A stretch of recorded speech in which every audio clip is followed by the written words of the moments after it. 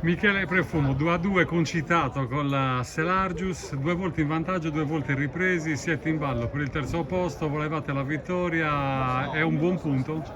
È un punto guadagnato, ma 2 punti persi sofferti. Il Selargius è una bella squadra, un grande allenatore, organizzati, l'hanno preparata bene nonostante le 2 assenze importanti in Minas e Lepore.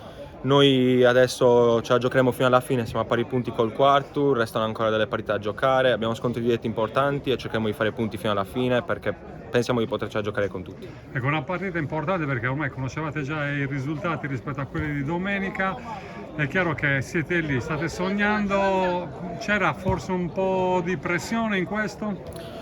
Fortunatamente facciamo tutti parte di una società che vive il calcio nel modo giusto, non facciamo parte di una società che ci mette pressioni, che entra negli spogliatoi a chiedere la vittoria, loro chiedono la buona prestazione e il rispetto e il sudore per la maglia. Quindi non abbiamo mai subito pressioni di nessun tipo, penso che si sia anche vista la partita, eravamo molto sereni. Bisogna anche fare i complimenti a loro perché non è facile chiaramente andare 2 volte in svantaggio e ribaltarla 2 volte, quindi tanto i capelli anche a loro. Ho avversari e allenatori che conosci benissimo perché hai vestito la maglia del Salerno. Assolutamente, non sono stato allenato da Franco Giordano solo a Selargius ma anche alla Palma, Certo. quindi lo conosco molto bene e come sempre prepara le partite in maniera eccellente. Il nostro allenatore li ha studiati bene, anche noi abbiamo preparato una grande partita, infatti chiaramente un pochino abbiamo colti di sorpresa, fare 2 gol infatti non è facile con una squadra che si difende così bene, tanti buoni difensori, un buon centrocampo, quindi noi possiamo soltanto dire che siamo usciti dando tutto e loro sono stati bravi quanto noi. Un finale intensissimo sia per chi vuole conquistarsi i playoff, per chi invece deve salvarsi. Adesso siete a pari punti con il Sant'Elena e ci sono questi scontri, perché poi Sant'Elena incontra il Pirri, voi andate a Utta e Selargius deve giocare con la Villa Cidrese, quindi è tutto ancora in ballo, tutto incerto. Assolutamente, tutto ancora in ballo, ci sono tante squadre che devono ancora salvarsi, il Pirri soprattutto, Selargius pure, e noi comunque a pari punti con il Quartu che andiamo a giocarci una partita Utta che anche l'Utta deve salvarsi. Quindi noi comunque a prescindere non possiamo rallentare, gli avversari sono tutti ottimi, le partite si giocano tutte, quindi il livello del campionato quest'anno si è alzato tanto e sono tutti competitivi, non possiamo abbassare la guardia e cercare di dare il massimo fino alla fine.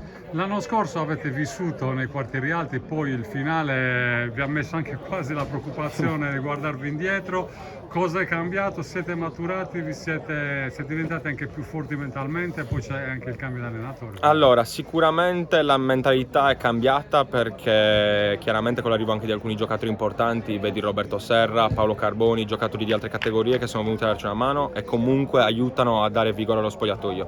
Quindi anche quello è una cosa importante. Poi è vero, il cambio di gioco può dare una mano o meno, ma quello tanto quanto. Il nostro mister è stato bravo a prendere una squadra in mano che chiaramente aveva delle idee diverse e imporci invece uno stile di gioco che ci sta giovando molto, ci sta facendo macinare molti punti. L'anno scorso magari abbiamo subito anche un pochino un calo fisico, comunque abbiamo spinto moltissimo fino a dicembre, le altre squadre ne avevano un pochino di più, quindi adesso pensiamo a quest'anno. Dove vedremo il Cus a maggio? Continuare la stagione o cosa? Noi ci auguriamo di continuare la stagione sicuramente perché è una esperienza che vogliamo vivere, il CUS se lo merita, è una società molto seria ed è una società che ormai negli ultimi 3 anni fa degli ottimi campionati di promozione.